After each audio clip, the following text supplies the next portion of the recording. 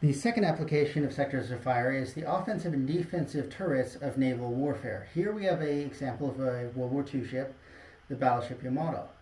It has 3 turrets as its primary offensive capability.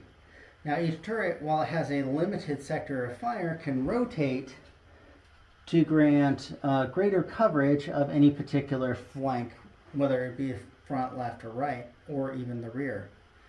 So that maximizes its firepower to the left and right hand side for a pretty good distance.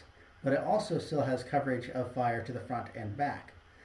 For defense, it has hundreds of little turrets that each have their own small sector of fire that can also rotate.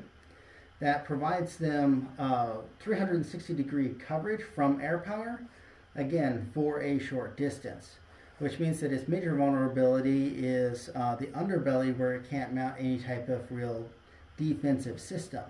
So to protect the battleship Yamato against things like submarines, you had to have frigates or smaller ships out there that are capable of detecting these submarines and counteracting them.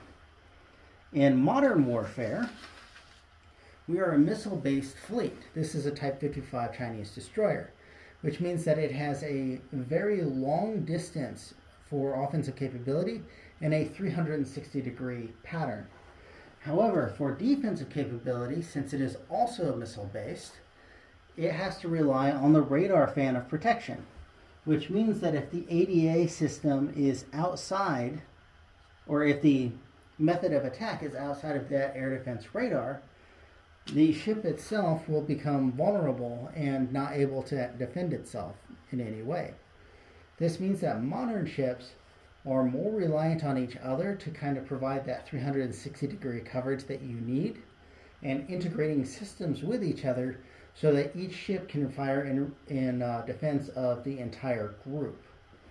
Now, there's still the vulnerability of subsurface systems, but the Type 55 destroyer is more of an offensive weapon.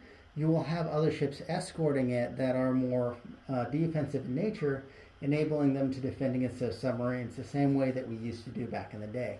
And I use these different types of systems and these different ideologies in my book to try to convey the fact that the fleets have to work together and the soldiers have to work together to provide each other the coverage they need to survive in the battle.